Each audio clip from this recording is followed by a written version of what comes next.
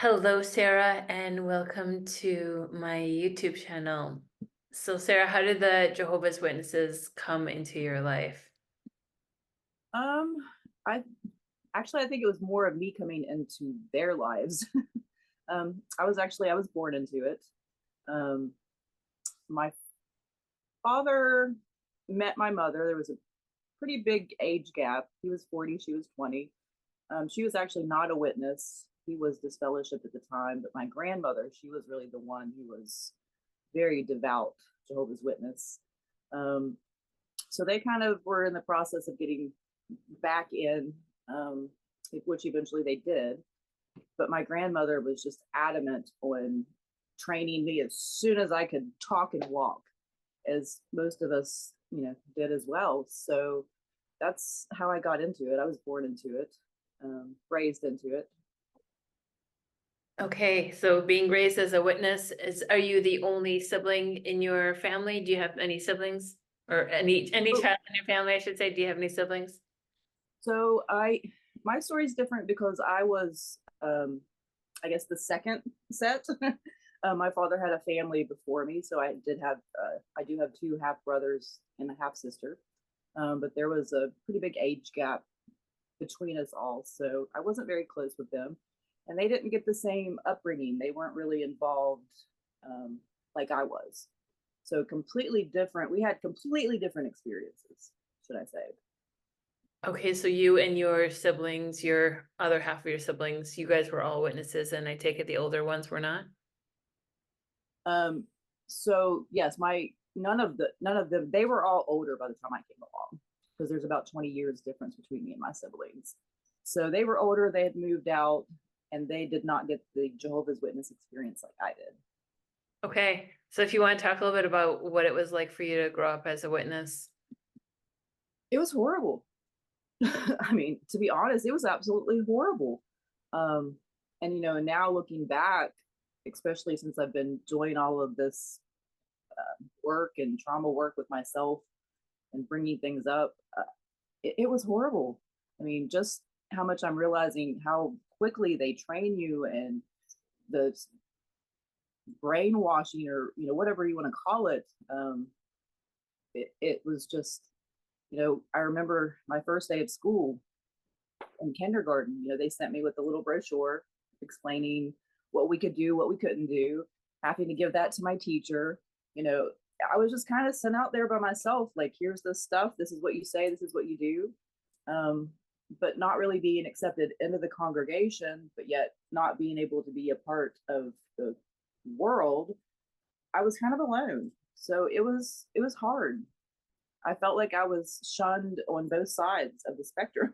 You said you weren't really part of the congregation, so if you want to elaborate on that. So I wasn't really a, I threw myself into it. I was a pioneer by the time I was old enough. I was a part of the ministerial service meeting that we had on Tuesdays as soon as I could get up there and talk. My mother was schizophrenic. Um, so home life was not good.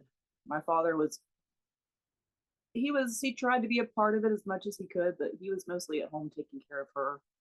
A lot of physical, mental, emotional abuse at home. So I threw myself into being a part of the Jehovah's Witnesses. Um, that was seemed like the safest place for me at that time. So that's why it was a little different for me. But because of my mother and father, I never felt like I really got accepted into the Jehovah's Witnesses either. So eventually I did get disfellowshipped. Um, I was about 17, and then my family kicked me out. So then I had absolutely nobody, which, as you know, is very traumatic. So it took me probably about a good 15 years of going through anxiety, depression, horrible panic attacks, night terrors, just all of it, until I decided enough is enough. So then I started my healing process, which is where I'm at right now.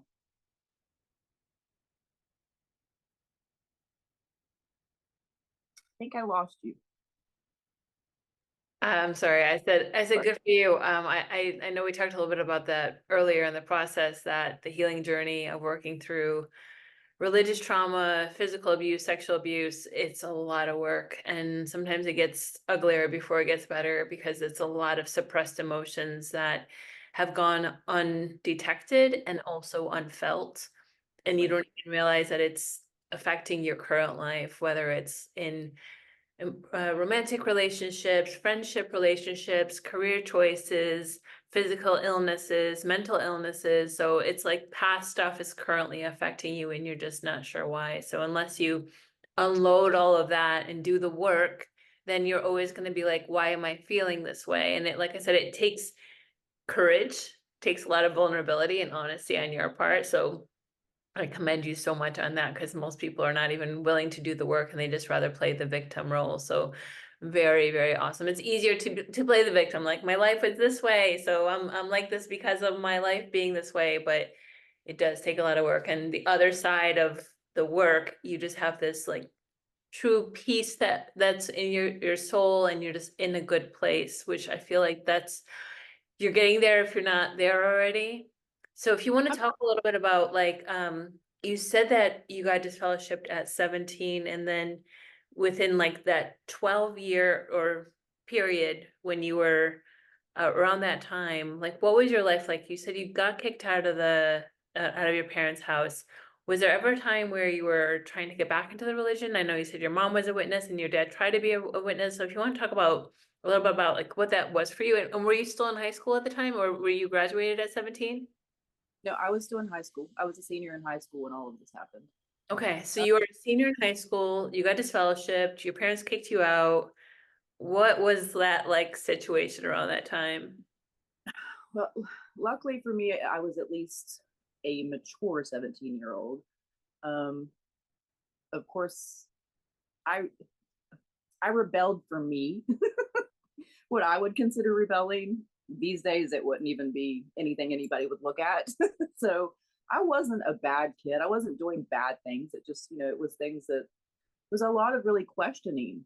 I was I was just so curious and so I wanted information and they didn't like that.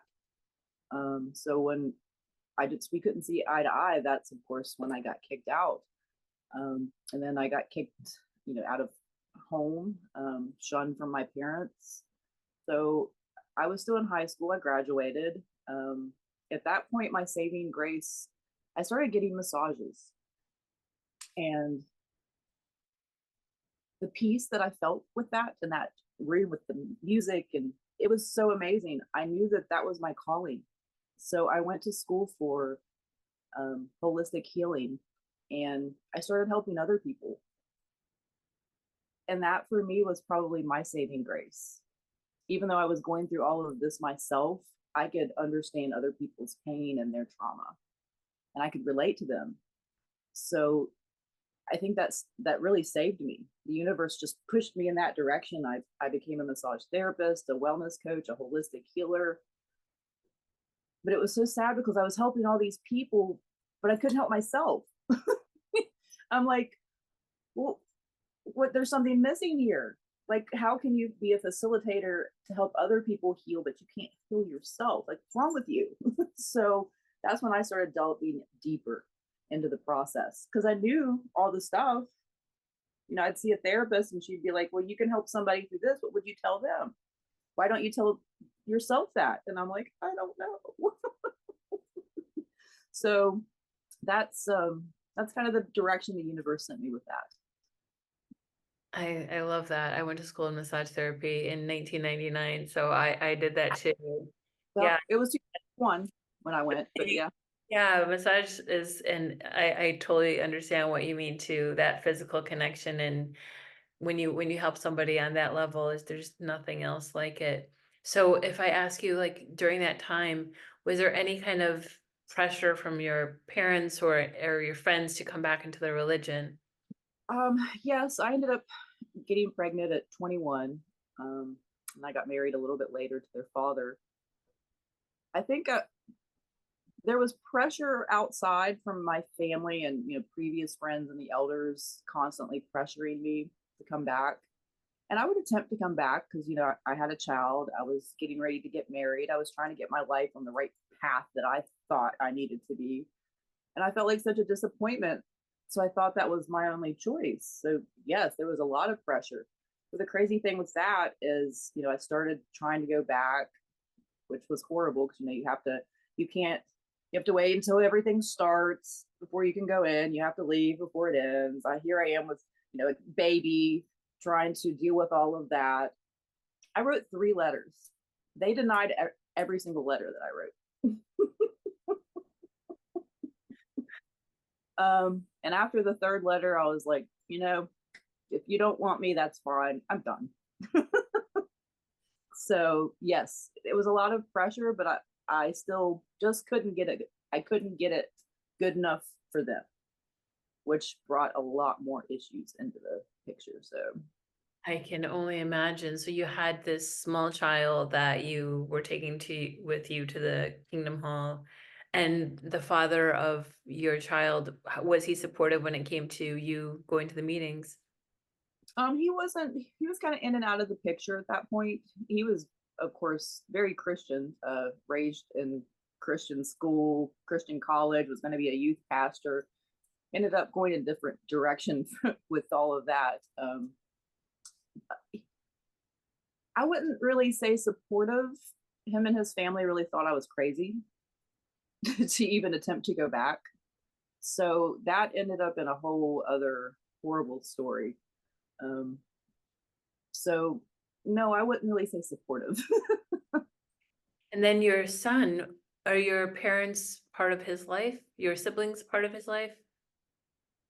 None of my, actually, I pretty much, so my mother was not able to be even a part of my life. She was usually in mental institutions most of my life. And with her schizophrenic issues and mental issues and multiple personalities, she was not safe to be around for anybody. But no, my kids really never met their grandparents. They've met their siblings, but I lost my mom a couple years ago. I think which started this whole journey for me because I had what I thought was a wonderful life while I had my head stuck in the sand, making good money, helping people, you know, my dream job. And then I got a call, both of my parents were sick and had dementia at the same time. So I had to come back to the place where all of this started and actually move back into the house where all of this started. And that was a trigger. That was a I can't even explain. But coming back here, it broke me. It broke me. And then I realized you've got to do something. So of course, you know, my father is in a nursing home. He's very close to the end of his life. And I'm the one that ended up taking care of him.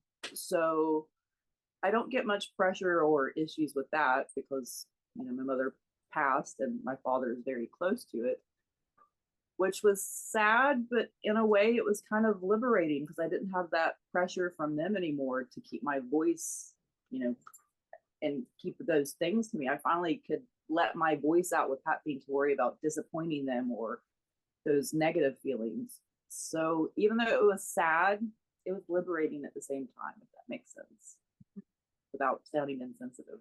No, I understand. They say that if you feel that you've healed, just go back to your family and see how much they trigger you. So Yes, I, yes. I totally get it.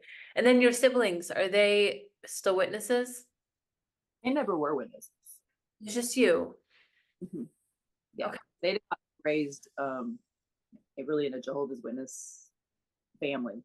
My father and their mother really were not participating.